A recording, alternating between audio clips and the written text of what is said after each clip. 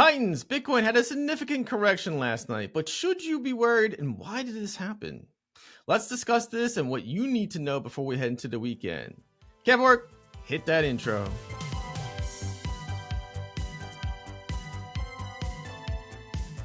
Let's kick it off with the Crypto Fear and Greed Index. After reaching 88 yesterday, which represents extreme greed, and recalling that we saw a significant correction for BTC when we hit 90 last time, we knew there was a chance that another correction would be coming soon. After the correction we saw late yesterday, we are now at 83, which is still in the extreme greed range, but it's obviously cooled off a bit. Now let's move on to your daily reminder that the Bitcoin halving is in just 40 days. Also note that the halving date is now currently estimated to be April 25th, but again, it's a moving date based on whenever the 210,000 blocks have been added to the Bitcoin blockchain. Moving on to the Bitcoin liquidation heat map. Looking at the 24-hour window, you can see the most recent correction cleared pretty much all the liquidity from the table, leaving just the slightest bit of liquidity above the current price action, which represents a few short positions out there. Based on what we're seeing here, there really is no clear direction for price action at this time, knowing that BTC tends to follow the concentrated liquidity. Now let's take a quick look at the Bitcoin ETF flow table. Yesterday, March 14th, we had a total of only $132.7 million flowing into all the ETFs.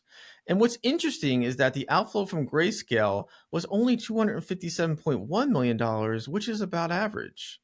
The $132.7 million total marked the second lowest total of money flowing into the ETFs over the last month, the lowest being back on the 29th of February at $92.3 million. So based on seeing yesterday's lower than usual flow, it's likely that this contributed to the correction we are now seeing. Guys, this is your reminder that we are only 69 days away from a decision to be made by the SEC for the first Ethereum spot ETF by May 23rd. Don't sleep on Ethereum because you know what happened to Bitcoin leading up to the approval of the spot ETFs back in January. All right, now let's hit the charts. All right, so anytime we have a significant correction for Bitcoin, it's important to zoom in and zoom out multiple time frames to get the overall picture. So starting with the 4-hour time frame for Bitcoin, we can see that since the beginning of March, we started forming this ascending wedge pattern, which is bearish. And this pattern maintained higher lows throughout its course until we got to the tighter end of the wedge, which is also aligned with very tight Bollinger Bands. Then we had our breakdown with a lower low and have not been able to reclaim the bottom support line of the wedge above the current price action. So from this perspective, things don't look so pretty. So let's zoom out a bit to the daily time frame. And as you can see, things look a lot more positive here.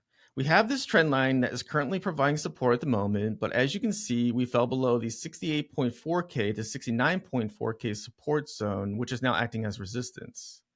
If we were to drop below the supporting trend line, the next level of support is at the 62.5K to 63.8K range. And if we were to continue falling from there, I would expect that this wick here at about 59.1K would serve as support, which would be about a 20% correction, and that falls well in line with the typical 20 to 23% corrections we've seen so far this cycle. But if things really get nasty, we could drop as low as the 52.3K to 53K range. Now let's zoom out to the weekly time frame. As you can see, things look very healthy here, and just keep in mind that we are in the parabolic phase of the cycle now that we closed above the 0.65, 0.618 Fibonacci golden pocket and created new all-time highs this week. The only thing I would want to see for us here is to reclaim the previous all-time high of 69K before the weekly close this Sunday. If we close below 69K, I would expect a further correction to the levels we spoke of on a daily time frame. If we close above it, then there's a higher probability for higher price action. Titans, we are your one-stop source for guiding you through this Bitcoin bull run. Please join us as we continue to provide the latest market and technical analysis that are going to give you that edge.